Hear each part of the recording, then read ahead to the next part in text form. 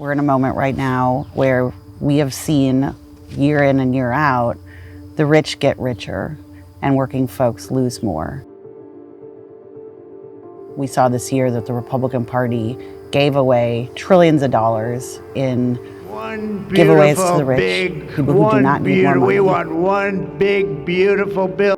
At the expense of our health care, our food assistance, our programs that regular people need and rely on just to get by day to day in this when country. you have so much already and still. Well, most of us are still recovering from COVID. The billionaire class has gotten richer and richer. And this is just another flashpoint in something that has been building certainly for the last 40 years, but even going back to the, 100 years ago. How much is enough? How many planes can you fly on?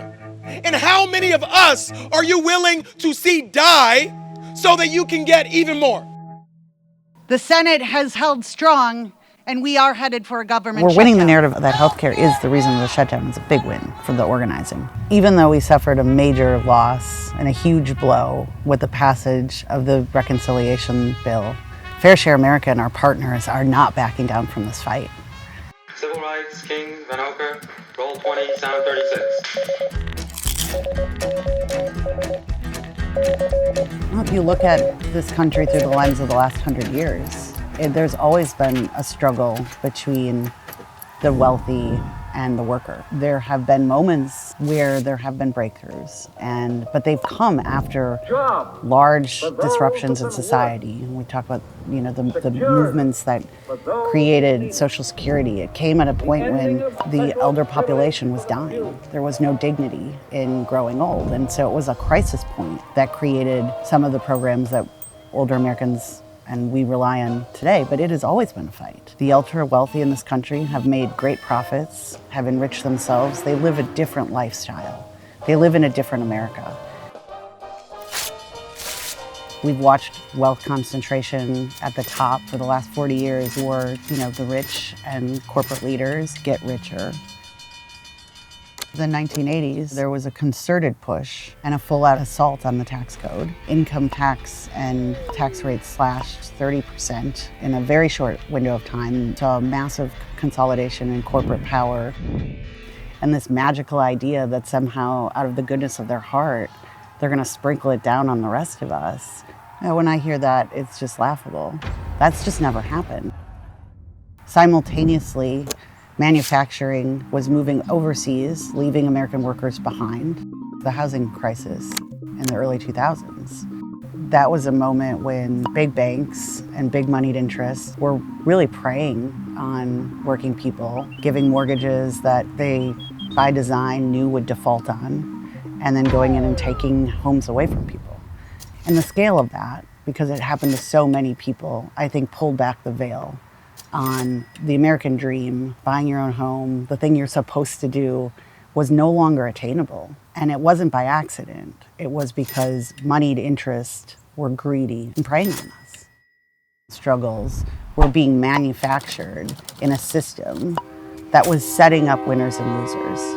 And this compounding crisis led to Occupy Wall Street. The first real public outcry around the wealthy. This is a choice that our government and our elected leaders was making. Certainly, we could start to foment and build enough power to force a different choice. Well, winning the ACA was an enormous victory for working people. It meant that workers now had choices and freedom. And when a worker has freedom and flexibility, it's better for everyone. And by stark contrast, Republicans in Congress dozens of times tried to erase the gains that were made through the ACA, and they couldn't do it. People organized and mobilized to protect the ACA and to not give in to the Republican and corporate demands to take that away from folks. All across the country, there are hundreds of thousands of individuals that are bearing the cost of the war that the ultra-wealthy have waged against working people. Dearly beloved, we are here today to excoriate the unholy union between Congressman Rob Bresnahan and the One Big Beautiful Bill Act. We asked you to speak up or forever hold your peace. You said that you didn't want to give these gifts. These gifts from this union are going to the richest people in this country. I am pissed. I am angry at the Republicans in Congress and Donald Trump, who chose to take healthcare away from 500,000 Arizonans just to give some of the wealthiest human beings on earth even more in tax cuts. Cutting public services to give billionaires tax cuts is so anti-American. That's not what we're about. I'm sorry. I'm here for my patients. I'm here because 40% of my patients, my pregnant patients, use Medicaid. And without Medicaid, they wouldn't get health care. Sorry, this is just a big impact on my family, and Medicaid has saved my 2-year-old's life. She is battling a brain tumor and a cyst. And without this, I don't know how I'd be able to pay out of pocket. My name is Lynn Widener. I live in Allentown, Pennsylvania, and I am a home care worker. I provide care for my partner. His name is Brandon. He has cerebral palsy. My income is based on Medicaid reimbursement rates. So unless somebody is fighting to increase rates, they won't change. If Brandon loses his benefits for any reason or any amount of time, then I don't have any income. That can't happen. I have, in the last 6 years, gotten 2 raises. They were both fought for really hard by my healthcare union. The first one was 2%. The second one was 8%, which was huge for us. It was the largest raise for home care workers, but it was only $1 an hour, and that brought people to the wonderful average of $12 an hour.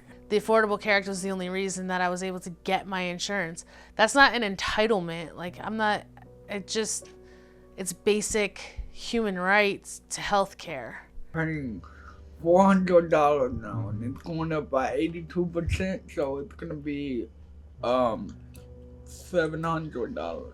Yeah, that's horrible. Yeah. And she needs that because she needs iron infusion. She gotta take care of herself, but if they take away the subsidy. Yeah, they can't, then she won't be able to afford that. I feel like Trump is just trying to kill off all the people that are sick and old and disabled, so he can have more money. So my current rep is Ryan McKenzie, who voted for the bill. He was one of the key votes to take away my health insurance, basically. To say that there's all this waste, fraud, and abuse, these are people who have never tried to get on these programs to begin with, like guaranteed, because it's not easy. It's a narrative that's being spun so that the wealthy can continue to consolidate their wealth. At the end of the day, to them, I'm a number. To them, Brandon is a number. If we're not producing for them, they don't care. And this bill that Congressman Evans voted for is going to make it even harder for those farm workers and food workers all across the country to be able to get that food on our table. They talk about making America healthy again, but then all the programs that went to making America healthier are being taken away. We're real people out here, and we want to share, not the billionaires, but us. Born in 1951 at a time when the maximum tax rate was 90%. And if you Google it, the country was prosperous. Okay, we're looking at what was the original farmstead from the 1800s. Paul Adams, retired, well, not retired, dairy farmer, organic dairy farmer, and now farming, making some hay. I grew up on that land. I was milking cows with my dad, feeding cows in the morning and at night, and then we'd do the cropping in between. So we had the continual dairy herd part, year-round, and then the crops were summertime. So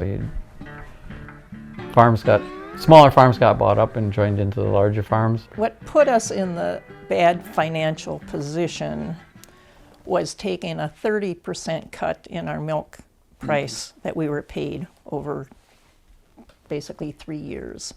When we declared bankruptcy and decided that the cattle had to be sold off the farm, at the time they were going to be loaded onto trucks, I contacted the press.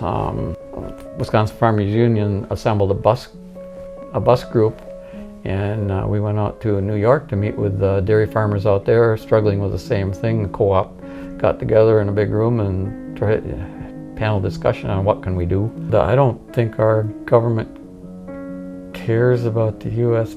as a country. They just care about it as a place to make money. We were in D.C. meeting with different legislators there, and we met with our congressman from our district, and he had said that he had been brought up with using food stamps and the different government programs and stuff like that, and he would see he would never vote against discontinuing those programs. These programs have merit, and this is one of the things that we can actually unite. He lied. He voted to cut those programs out a couple weeks ago. And the U.S. government could care less. They just shut down and closed up all the programs to farmers until some later date. Who knows if they start up the programs again or not that keep farmers on the land? Probably not. I don't know. I'm scared of my Social Security because they think that cutting that will help the country survive. The country is the people, not the government, not the rich. They're just getting lazy, these rich people, because they don't have to do anything.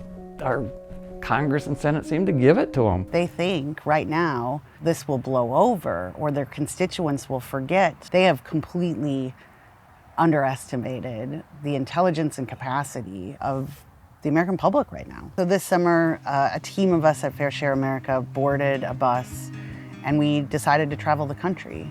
Today we are kicking off the Stop the Billionaire giveaway bus tour, where over the next 3 weeks we kept hearing from people about how angry they were, how horrified they were of what was in this spending package.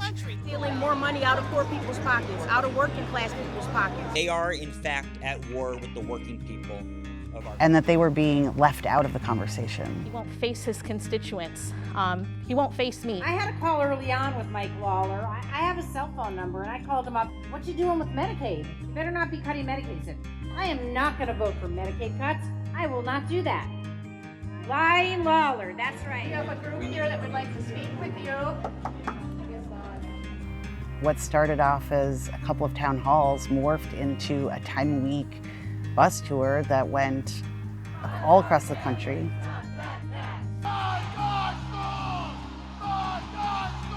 Josh Hawley was very public in saying we can't cut Medicaid, and then he turned around and did it anyway.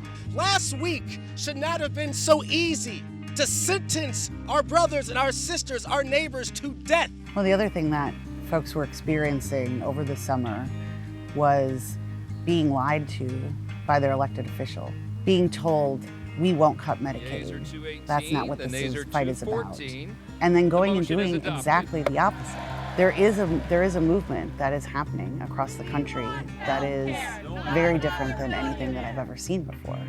When I think of Janesville, I think of a town full of hardworking people. This is a working class town. GM closed its doors 16 years ago. My grandmother was part of that transition from Janesville Medical Center to Mercy East. She fought to keep that union for 30 years. We never went on strike, and now we are. Behind these broken systems are exhausted physicians, nurses, and staff, brave professionals who have been battered by Mercy's ruthless pursuit of profit. My name is Anna Farrington. I'm an X-ray tech in Janesville, Wisconsin. I've always found comfort in a healthcare setting. I've always felt it was very calming. I knew that I wanted to help people. Our CEO likes to stress that we are a family.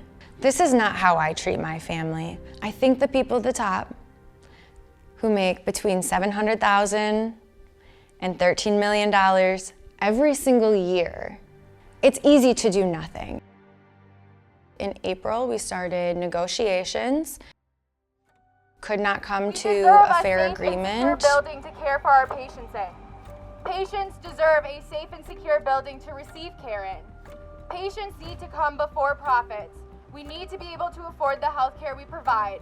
We need to be paid a livable wage. So we know our value within the company, and we thought the company would see it too and want to come back to the table pretty quickly. If you have enough money that you can get away with mistreating your employees because it will put more money in your pocket, why wouldn't they?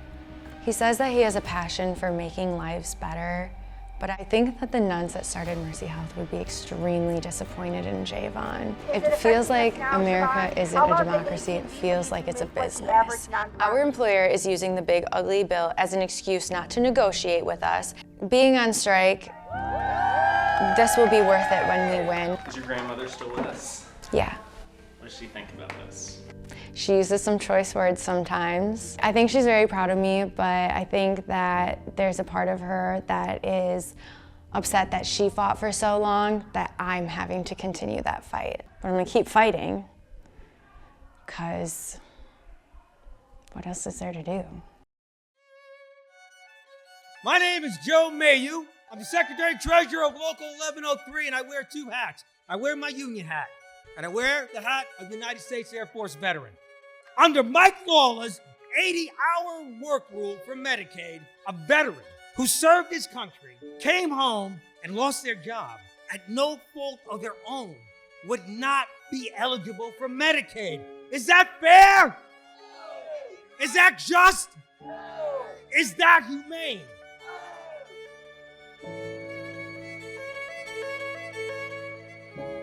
So I live in New York in CD 17. I've been to Mike Lawler's office. I've been to all of his town halls, but mostly outside in protest with the other community folks.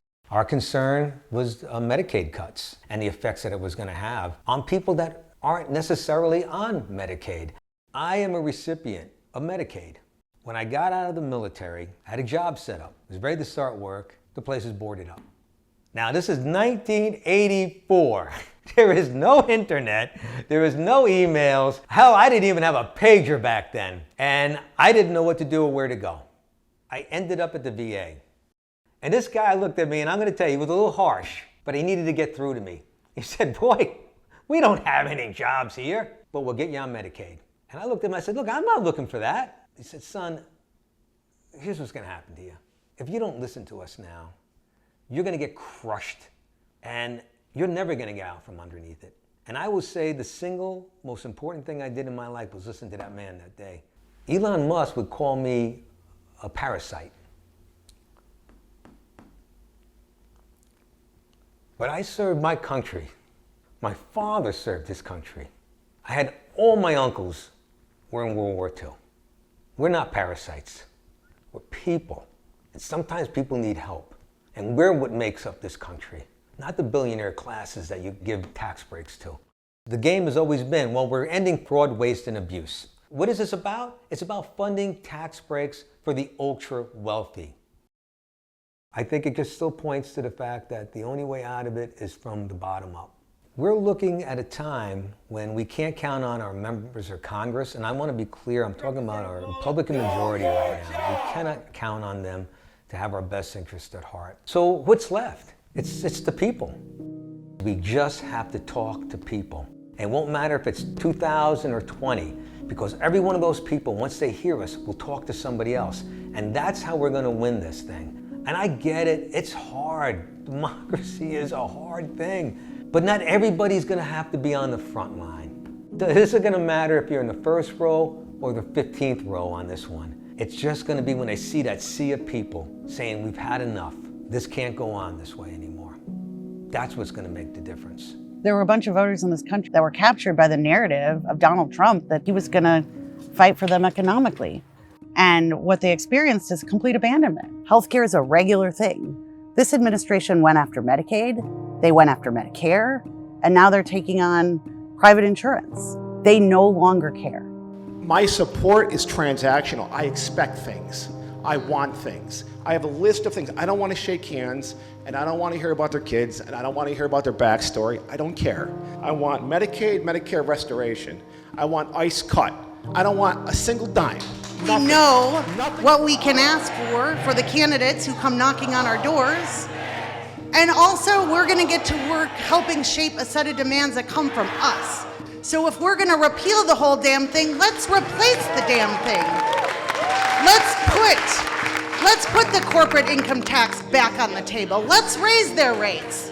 Let's tax the jets, the yachts, the third, fourth, fifth homes. There's nothing that we can't do if we are clear and we build an agenda together. The question that he asks back is, am I my brother's keeper? And it's a rhetorical question. There is no answer from God. Everybody who hears that story and reads that story knows the answer is yes. We were raised You are your brother's keeper. in the Christian evangelical movement. We were always taught to take care of people and to help each other out. And that notion of taking care of each other, it extends into our politics as well. When I was growing up, my dad was conservative. The conservative thing continued to fit. But at a certain point, it just didn't fit anymore with his Christian values. I think there's more Christians that can't abide by the current conservative movement than people realize. We've always had this mindset that I will always be taken care of.